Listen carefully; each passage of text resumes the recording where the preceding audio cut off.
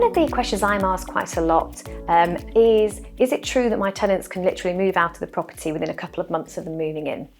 Yes, strictly speaking, under the Renters' Rights Act, they will be able to serve 2 months' notice in line with their rent payment date. So it'll likely be sort of 3 months by the time they've moved in and that first date has passed.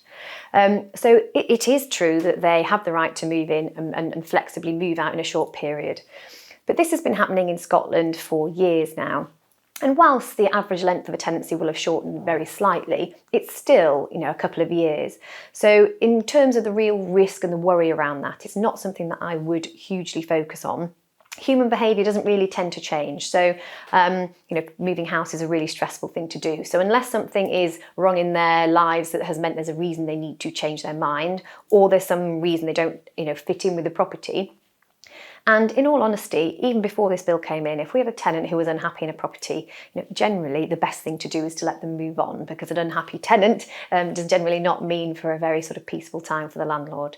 So I would say absolutely, yes, this is a change in terms of the periodic nature of these tenancies, but you get 2 months notice, not one when a tenant wants to leave, so you've got more time to make sure that you don't have any void periods, which we will do on your behalf.